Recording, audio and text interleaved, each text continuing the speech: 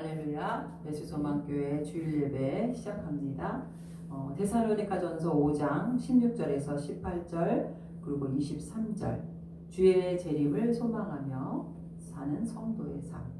우리 한 절씩 교독할게요. 항상 기뻐하라. 쉬지 말고 기도하라. 범사에 감사하라. 이것이 그리스도 예수 안에서 너희를 향하신 하나님의 뜻이니라. 23절 평강에 같이 읽겠습니다. 평강의 하나님이 친히 너희를 온전히 거룩하게 하시고 또 너희의 온 영과 혼과 몸이 우리 주 예수 그리스도께서 강림하실 때에 흠없게 보존되기를 원하노라. 아멘. 이 데살로니가 전서는 사도 바울이 처음에 그 빌립보 교회를 1차로 개척하고 이제 2차 전도 여행 때 개척한 교회예요. 데살로니가 교회는 3주 정도 개척을 했어요. 근데 계속해서 사역을 못하고 그 데살로니카에 있는 유대인들이 또 바울을 막 핍박하는 거예요. 잡아서 가두려고. 그래서 다시 또 바울이 여기를 떠나게 돼요. 뭐 아덴으로 떠나고 베레아로 떠나게 되고. 그래서 이 데살로니카 교회, 이 개척한 교회가 잘 영적으로 성장하기를 원했는데 디모데를 파송해서 소식을 들은 거예요. 근데 이 데살로니가 교인들이 믿음이 잘 자라고 있다, 이런 소식을 들은 거죠. 근데 이제 바울의 입장에서는 이 데살로니카의 이제 그 당시의 상황을 보니까 지금 이제 데살로니가서 5장 전체를 보면 재림에 관한 내용이거든요. 5장 바울이 데살로니가 성도들에게 재림에 관해서 5장 1절 보세요. 형제들아, 때와 시기에 관하여는 너희에게 쓸 것이 없음은 주의 날이 밤에 도둑같이 이를 줄을 너희 자신이 자세히 알기 때문이라. 주님의 재림에 대해서 쓴 것이 5장 전체의 내용이고, 이 우리가 오늘 읽은 16절, 17절, 18절, 23절은 12절부터 연결되는 내용이에요. 5장 12절. 형제들아 해서 이제 그 재림을 바라보면서 주님의 재림의 심판주로 오실 때 우리 성도들이 어떤 신앙생활을 해야 되는가, 천국 백성으로서. 그러니까 종말의 때를 사는 거죠, 지금 우리도. 그러나 이 당시 이 데살로니가 성도들 입장에서도 주님의 재림을 바라보며 사는 성도들, 이렇게 해서 말씀을 주고 있는데, 기뻐하라, 쉬지 말고 기도하라, 범사에 감사하라. 이것이 바로 주님의 재림을 바라보는 성도들의 세 가지 실천사항이라고 할 수도 있는 거예요. 세 가지 실천 덕목, 이렇게 말이 되는 거죠. 그래서 이렇게 기뻐하고 기도하고 감사해야 되는 이유가, 목적이 바로 23절이에요. 왜 우리가 이렇게 살아야 되냐면, 주님이 재림하실 때 결국은 우리의 영과 혼과 몸이 흠없게 보존돼서 휴거되어서 주님을 맞이하는 거죠. 우리가 영적으로 육적으로 잘 건강하고 순결한 주님의 산 제물이 되는 거예요. 그러기 위해서는 어떻게 해야 된다? 항상 기뻐하고 쉬지 말고 기도하고 범사에 감사하고, 이런 생활을 통해서 우리의 영육이 강건해진다. 바울이 그렇게 권면하고 있는 거죠. 이 당시에 종교적인 배경이 어떤 거였냐면, 이 당시에 데살로니가 교회 성도들이 핍박을 받고 있었어요. 물론 우리가 데살로니가 전서에도 핍박을 받았다는 내용이 여기 1장에도 보면은 1장 3절에도 이렇게 나오거든요. 너희의 믿음의 역사와 사랑의 수고와 우리 주 예수 그리스도에 대한 소망의 인내를 우리 하나님 앞에서 끊임없이 기억함이니, 역사의 수고, 소망의 인내, 그리고 데살로니가전서 6절 같이 읽어볼게요. 1장 6절 시작. 또 너희는 많은 환난 가운데서 성령의 기쁨으로 말씀을 받아 우리와 주를 본받은 자가 되었으니. 이 당시 환난, 그 당시 종교 배경이 뭐였냐면은, 이게 한 AD 50년 정도에 쓰여진 건데, 황제 숭배 사상이 있었어요. 로마에는 황제를 뭐라고 불러야 되냐면 주님이시다. 근데 그리스도인은 누구를 주님으로 부르냐면 예수님을 주로 부르죠. 그래서 이 당시에 핍박이 황제 숭배 사상, 그리고 신비 종교가 두 가지가 있었어요. 어떤 거였냐면은 디오니소스 숭배 사상과, 여기 보니까 카바로 숭배. 그러니까 디오니소스는 포도주 신이거든요. 포도를 잘 열리게 해서 이렇게 농작물을 잘 자라게 하는 번영의 신, 생산의 신. 그러니까 포도주의 신, 영어로 말하면 와인 신. 그러니까 결국 이건 술신이에요. 그러니까 사람들이 이 디오니소스 신을 숭배하기 위해서 결국 뭐를 마셔야 되죠? 포도주를 먹고 술 취하면 사람들이 이성을 잃어버리죠. 또 번영의 신이야. 번영의 신, 자손을 많이 낳는. 어떻게 해요? 성적으로 타락하겠죠. 그러니까 이 데살로니가 성도들 입장에서는 이런 영향을 받고 있었던 거야. 그 데살로니카에 사는 사람들, 예수님을 믿지 않는 사람들은 디오니소스 신을 섬기고 디오니소스 또 축제가 있어요. 그 신을 찬양하는 축제. 그때 되면 사람들이 더 어떻게 해요? 더 많이 술을 마시고 성적으로 막 타락하고 그런 영향을 받는 거죠. 그리고 이제 카비루스 숭배, 카비루스 사람 이름이거든요. 이 사람은 어떤 사람이냐면 그 당시에 내려오는 전설에 의하면 동생이 이 사람을 죽였대요. 죽였는데 다시 부활했대.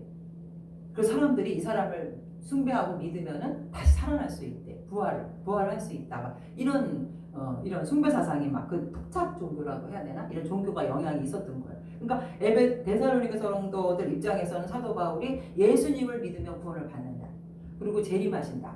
그래서 먼저 죽은 사람들은 낙원에 기다리다가 예수님께서 심판의 주로 재림하실 때 먼저 죽은 사람들은 무덤에 열려서 음부에서 다시 주님을 만나는 거고, 살아서 예수님을 믿는 사람들은 그대로 썩지 않고 들림을 받아서 휴거를 하고, 이런 그 재림과 부활에 대한 복음을 전했는데, 그 복음을 잘 믿고 이해를 했는데 또 교회 밖에서는 어떤 소식이 들리냐면 카비루스라는 사람이 그 종교를 믿으면 다시 부활한다더라. 이런 또 사상이 있었던 거예요. 그러니까 바울의 입장에서는 지금 황제 숭배 사상으로 인해서 막 성도들을 잡아가고 또 이런 신비 종교가 사람들을 미혹하고 이런 종교적인 배경이 있었기 때문에 주님의 재림에 대해서 이 데살로니가 전서와 데살로니가 후서는 구체적으로 이런 종교 배경이 있었던 거예요. 그래서 주님의 재림이 확실히 무엇인가를 성도들에게 알려주고 있는 거고, 또 재림을 맞이해서 성도들의 생활 속에서 3대 실천사항이 있는데 기뻐해야 되고 기도해야 되고 감사해야 된다. 이런 배경에서 이렇게 얘기를 하고 있는 거죠. 당시에 이 데살로니카의 교회 성도들도 많이 이제 핍박을 받았어요. 황제 숭배 사상 때문에. 그래서 여기 글라디오라는 황제가 있는데, 이 사람들은 글라디오 황제는 그 바울이 나타나면서 자꾸 복음을 전하니까 기독교와 또 유대인들이 바울을 막 돌에 때리고 막 그러잖아. 그러니까 서로 소동이 일어나잖아. 그러니까 이 글라디오 황제가 그 로마에서 유대인들을 이렇게 떠나라. 우리 로마에서 자꾸 이제 막 핍박이 일어나고 혼란이 일어나고, 그러니까 유대인들은 다 퇴출이 다 나가라 그런 거예요. 그러니까 여기에는 이제 기독교인들이 여기서 뭐라 그러죠? 추방당하는 거죠. 이 글라디오 황제가 이렇게 그걸 나사렛 칙령이라고 그러는데, 이렇게 칙령을 내려서 기독교인들을 이렇게, 기독교인뿐만이 아니라 유대인들을 다 나가게 하고, 그러니까 그 속에 기독교인들이 섞여 있었던 거죠. 그러니까 그렇게 핍박을 받고 있었고, 또 신비 종교도 이렇게 성도들을 미혹하고 있었고, 이런 이제 종교적인 배경에서 바울이 재림을 바라보고 살아가는 성도들 입장에서는 이렇게 항상 기뻐해요. 그러니까 항상이라는 말이 들어가잖아요. 기뻐하는 조건 때문에 기뻐하는 게 아니라 항상. 또 기도도 어떻게 해요? 쉬지 말고. 감사도 어떻게 해요? 범사에 감사. 이런 제목을 붙여서 이렇게 믿음의 생활을 잘 해야지만 주님이 재림하실 때 온전한 그 영혼으로 영혼과 육이 주님과 함께 들림을 받는다. 이 이야기를 하고 있는 거죠.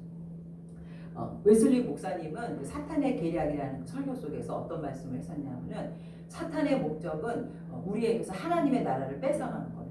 그러니까 하나님 나라라는 게 뭐 어떤 눈에 보이는 나라가 아니라 하나님의 통치를 말하는 거거든요. 그러니까 내 안에 성령이 임재하면 내 안에 뭐가 이루어지는 거예요? 하나님의 나라가. 하나님의 그 음성을 듣고 내가 그냥 사는 거예요. 통치. 하나님의 나라는 하나님의 통치를 말하는 거거든요. 그러니까 내 안에 하나님의 나라가 임하면은 로마서 14장 17절에 하나님의 나라를 이렇게 설명했어요. 하나님의 나라는 먹는 것과 마시는 것이 아니요 성령 안에 있는 의와 평강과 희락이라. 그러니까 하나님의 나라가 임하면 내 안에 뭐가 넘치죠? 의, 평강, 희락이 넘치는 거예요. 그러니까 이 사탄이 이 하나님 나라를 빼앗기 위해서 이 의와 평강과 희락에서 거꾸로 뺏는 거야. 희락이 뭐냐? 기쁨이거든요. 기쁨을 빼앗아가. 그 다음에 뭘 빼앗아가요? 평강을 빼앗아가. 그 다음에 뭐예요? 의를 빼앗아가. 그러니까 우리 안에서 기쁨이 사라진다고 생각할 때 이거는 어떻게 생각해야 되냐면, 내가 왜 슬프지? 왜 기쁨이 없지? 누가 우리를 조정하려고 하는 거예요? 사탄이 우리에서 기쁨을 빼앗아가요. 기쁨이 없어지면서 마음이 불안해져. 하나님과 나와의 관계가 평강이 없어져. 그러면서 하나님은 이렇게 거룩한데 나는 왜 이렇게 죄가 많지? 복음을 의심하게 만들어 사탄이. 그러면서 나는 도저히 구원받지 못하겠다. 이렇게 죄가 많은데 뭐가 흔들려? 의를 의심하게 하는 거예요. 우리가 십자가에서 우리가 구원을 받는 거는 내 의로 구원받는 게 아니잖아요. 예수님께서 나의 죄를 용서하신 그 십자가 보혈의 의로 구원받는 거죠. 근데 마귀는 최후 목표가 그 의예요. 의를 공격하기 위해서 기쁨을 빼앗아가고 마음 하나님과의 관계의 그 평화를 뺏어가고 결국에는 의심을 하게 만들어서 하나님께서 떠나게 하는 거예요. 그죠? 그러면 내 안에 하나님의 나라가 임하지 못하는 거예요. 내가 하나님을 떠나게 되면. 그래서 오늘 이 세 가지 실천사항, 항상 기뻐하라, 쉬지 말고 기도하라, 범사에 감사하라. 이것이 그리스도 예수 안에서 너희를 향하신 뭐예요? 하나님의 뜻이니라. 결국 하나님 나라를 경험하면서 사는 백성들은 바로 이렇게 세 가지를 잘 지킬 때 우리 안에 하나님의 나라가 임하고 우리가 주님 재림하실 때 흠없는 제물로 우리가 주님 앞에 드림을 받으시더라. 그래서 오늘 설교는 아주 간단해요. 이 세 가지만 정확하게 알면 돼. 여러분 외울 수도 있겠죠. 한번 외워볼까요? 시작. 항상 기뻐하라, 쉬지 말고 기도하라, 범사에 감사하라. 이는 너희를 향하신 그리스도 예수 안에 너희를 향하신 하나님의 뜻이니라. 이 세 가지가 하나님의 뜻이는 거죠. 자, 우리 그럼 기쁨에 대해서 한번 알아볼게요. 항상 기뻐할 수 있어요? 아니요. 힘들어요. 왜 항상 기뻐하지 못해요? 근데 여기서는 뭐냐면 항상 기뻐하라고 했을 때는 기뻐할 수 있어서 그런 거예요? 못해서 그런 거예요? 아니에요. 있어서. 항상 기뻐할 수가 있기 때문에 기뻐하라 그런 거고, 쉬지 말고 기도하라. 아니 어떻게 숨을 안 쉬면서 어떻게 기도를 해? 쉬지 말고 기도할 수 있는 거예요. 범사에 감사. 아니 어떻게 범사에 감사해? 감사할 수 있는 거예요. 그 답이 오늘 말씀 속에 있는 거죠. 자 보세요. 항상 기뻐하라라는 거는 이 세상의 조건에 흔들리지 않고 계속 기뻐하는 거잖아요. 그 어떻게 기뻐할 수 있냐면은 이 세상의 기쁨을 취하지 않으면 돼. 여기서 말하는 기쁨이라는 단어는 영적인 기쁨이에요. 세상이 주는 기쁨이 아니라 주님이 주시는 기쁨. 빌립보서 4장 4절에 주 안에서 항상 기뻐하라. 내가 다시 말하노니 기뻐하라. 자 보세요. 기쁨은 무슨 기쁨이라고요? 주 안에서 주님이 주시는 기쁨. 세상이 주는 기쁨은요. 내가 막 돈을 벌었어. 기뻐. 돈이 없어졌어. 슬퍼. 세상의 기쁨은 항상 기뻐할 수가 없는데 주님이 주시는 기쁨은 어떻게 한다고요? 항상 기뻐할 수가 있어. 왜? 내가 아까 그랬죠. 하나님의 나라는 먹고 마시는 것이 아니고 성령 안에서 의와 평강과 희락이라 그랬죠. 내가 주님 안에 있으면 이 주님이 주시는 기쁨을 항상 누릴 수 있는 거예요. 내가 주님을 떠나면 그 기쁨을 누릴 수 있어요? 없어요? 못 누려요. 내 안에 하나님의 나라가 임하면 항상 세상의 조건이 잘못됐다 할지라도 항상 기뻐할 수 있어. 그래서 우리 이 기쁨은 성령의 열매예요. 성령이 주시는 거. 갈라디아서 5장 22절에 그랬죠. 성령의 열매는 사랑과 희락과 화평과 오래 참음과 자비와 양성과 충성과 온유와 절제니 이와 같은 것을 금자. 성령의 열매는 희락이 있죠. 이 기쁨이에요. 그러니까 누가 주시는 거예요? 성령이 주시는 거예요. 성령의 열매니까. 그래서 이렇게 주 안에서 주시는 기쁨이 충만한 사람들은 세상의 환경에 지배되지 않아. 주님이 함께 하시니까 염려하지 않는 거죠. 하나님과의 관계 속에서 생각해야 돼. 기쁨은.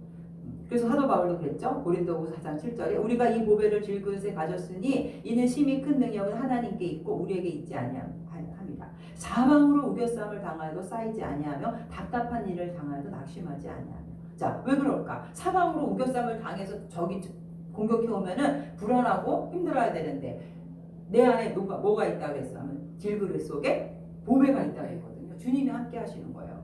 그래서 우리는 왜 항상 기뻐하지 못하냐면은 제가 저를 바라보니까 세상에서 기쁨을 취하려고 하니까 어둡고 우울한 거예요. 세상에서 기쁨을 찾으려고 하면요, 뭐 즐거운 일이 있을 때만 기뻐하지 슬픈 일이 있으면 슬퍼하게 돼요. 그죠? 그러나 주님이 주시는 기쁨, 내가 늘 주님 안에 거하고 주님께 기도하면서 그 위로를 받으면 슬픔을 극복할 수 있는 거죠. 항상 기뻐하는 거죠. 그래서 우리는 세상에서 많은 위로를 받으려고 하면 안 돼요. 세상에 대한 기쁨은 그냥 기뻐할 수 있지만 기뻐하지 않는 것처럼 자제해야 돼. 요한일서 2장 15절. 이 세상이나 세상에 있는 것들을 사랑하지 말라. 누구든지 세상을 사랑하면 아버지의 사랑이 그 안에 있지 아니하나니 이는 세상에 있는 모든 것이 보다 육신의 정욕, 안목의 정욕, 이생의 자랑. 이게 뭔지 알죠? 육신의 정욕, 먹고 마시는 거, 안목의 정욕, 눈으로 아름다운 그림, 아름다운 풍경, 눈으로 보는 거, 이생의 자랑. 이대 나왔어. 집이 몇 평이야? 이런 것들. 이게 다 아버지께로 온 게 아니에요. 이 세상에서만 있는 거죠. 천국 갈 때 못 가져가죠. 그래서 17절에 이 세상도 그 정욕도 지나가되 오직 하나님의 뜻을 행하는 자는 영원히 거하네.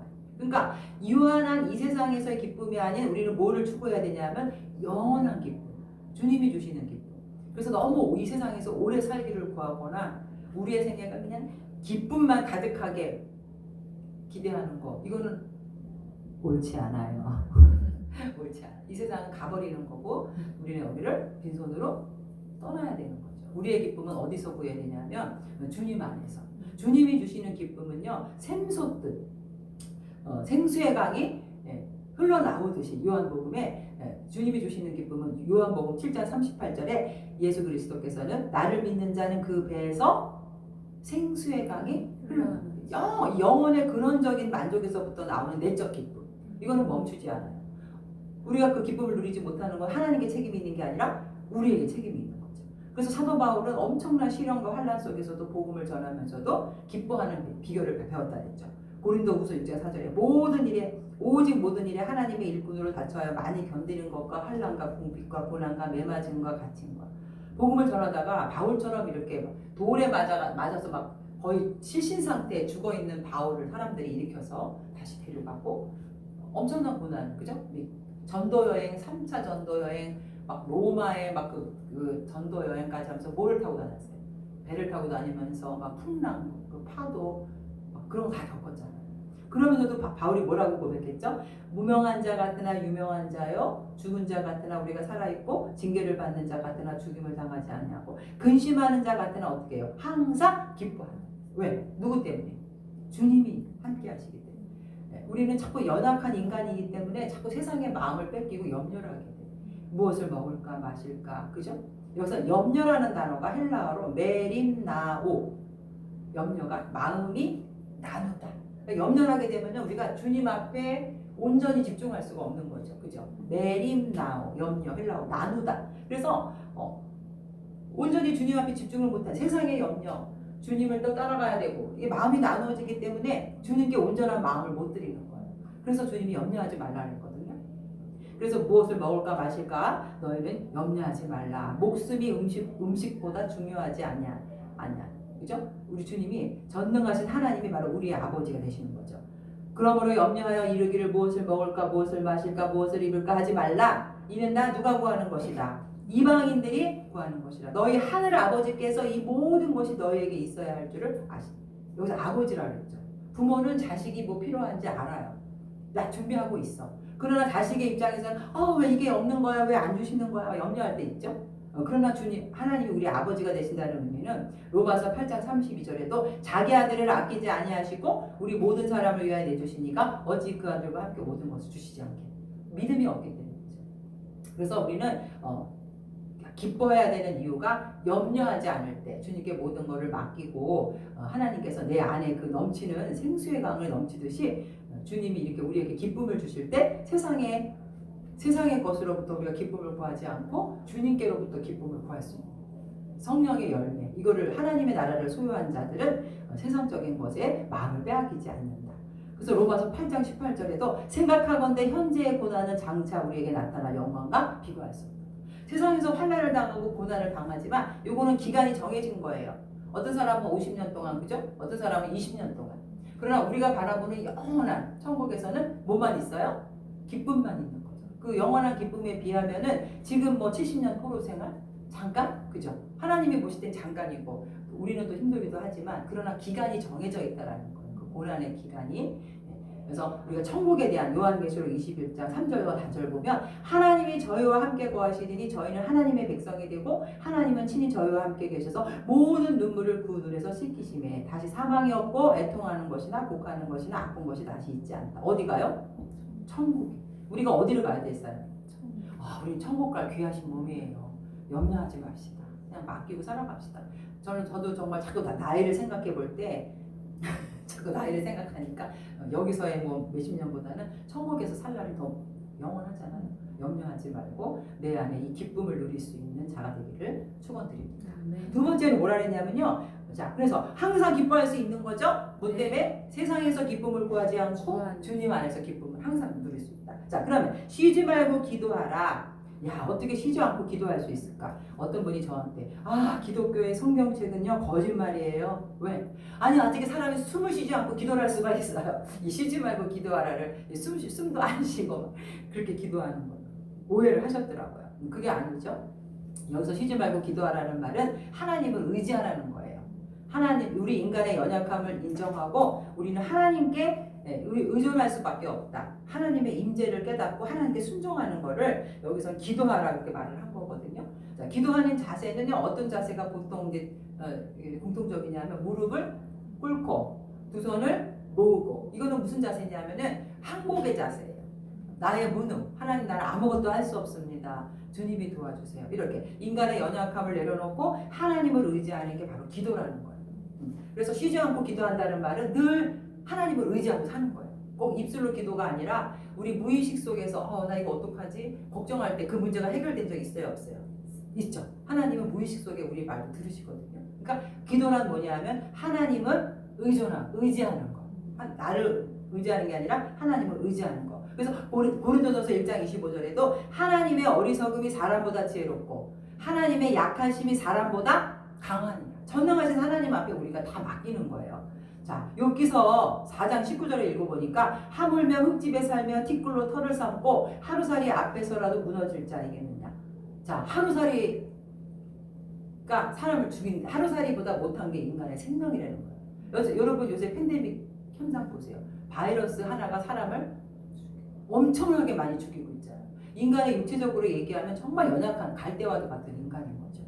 그래서 우리는 기도하지 않을 수가 없어요. 그래서 기도를 성도에게 있는 명령이에요. 기도는 해도 되고 안 해도 되는 게 아니라 여기서 명령의 단어가 기도거든요. 어떻게 해야 돼요? 기도를 해야 돼요. 쉬지 않고 해야 돼요. 요한복음 15장 5절에 나는 포도나무여 너희는 가지라 그가 내 안에 내가 그 안에 거하며 사람이 열매를 많이 맺나니 자, 나를 떠나서는 너희가 아무것도 할 수 없습니다. 사람이 내 안에 거하지 아니하면 가지처럼 밖에 버려져 마르나니 사람들이 그것을 보다가 어디에 던져요? 불 속에 던지고. 이게 불에 던진다는 말은 영원한 지옥의 형벌에 떨어지는 거예요. 누구를 믿지 않으면 예수님을 믿지 않아요. 그래서 우리는 이 기도가 바로 하나님의 능력이 임하는 통로다. 하나님을 의지해야 된다. 그리고 인간은요 물론 우리가 죄인이었다가 예수님의 보혈의 십자가 피로 너는 죄인이 아니야 의인이야 이게 칭의를 받았죠. 그렇다고 이 속에 있는 죄악이 다 없어진 건 아니죠. 죄성이 있는 거예요. 그래서 늘 우리는 어떻게 해야 돼요? 기도해요. 하나님 제 속에 악한 마음이 있는데 이걸 없애주세요. 그리고 우리는 성화되어 가는 거예요. 근데 기도하지 않는 사람은 자기가 죄인이라는 걸 몰라요. 그래서 우리가 기도한다는 의미는 내가 예수님의 장성한 분량에까지 이르는 거예요. 자식은 누구를 닮아요? 부모를 닮아요. 하나님을 닮아가기 위해서 기도를 해요. 사탄의 자녀는 누굴 닮아요? 사탄을 닮는 거예요. 거짓말하고 욕하고 막 파괴하고.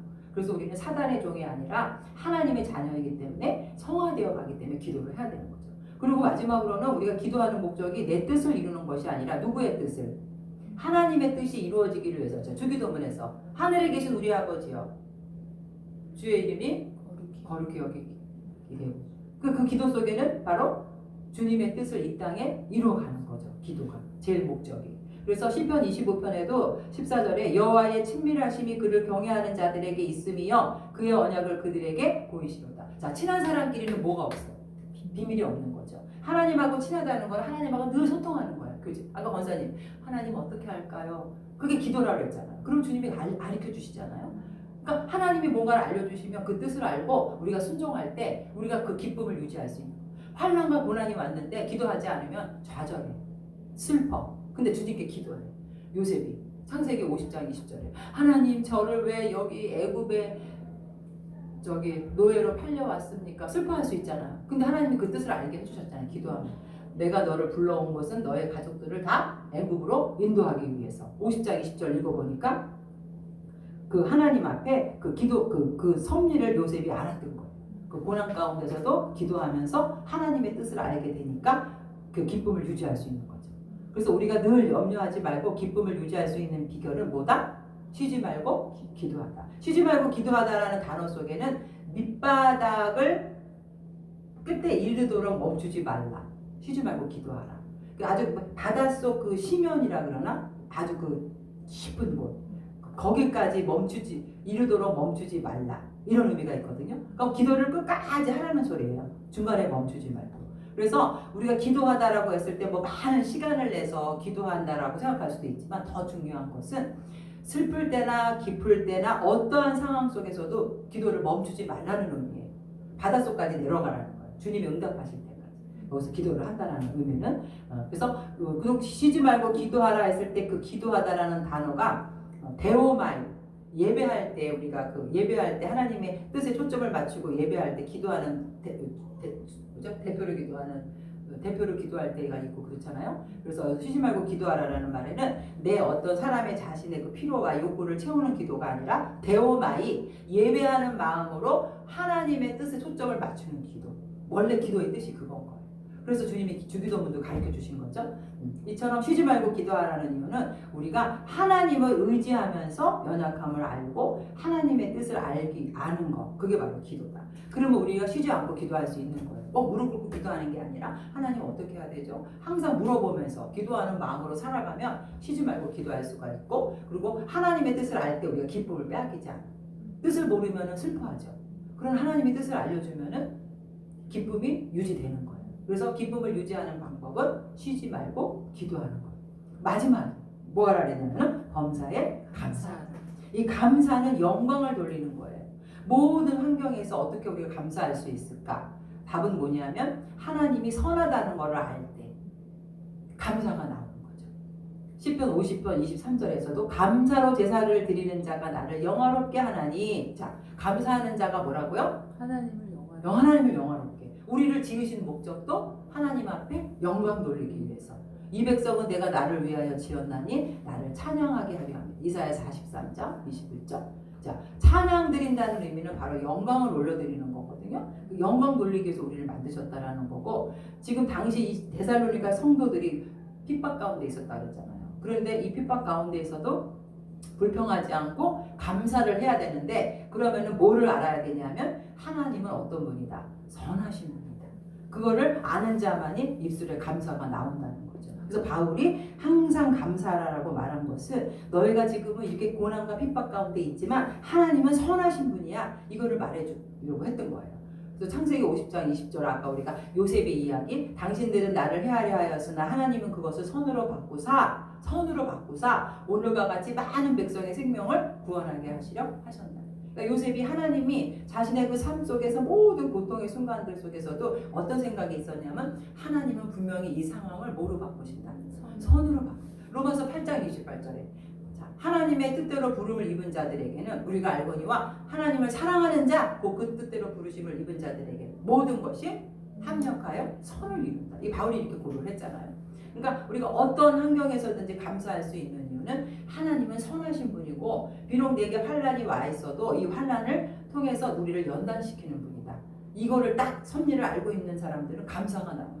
그러나 이걸 알지 못하는 사람들은 원망과 불평이 나와요. 그래서 하나님을 깊이 알아가면 알아갈수록 우리는 뭐밖에 할 수 없냐면 감사밖에 할 수 없어. 이스라엘 백성들이 왜 그렇게 40년 광야에서 목말라요, 우리를 차라리 애굽으로 돌려보내주세요, 왜 그랬을까?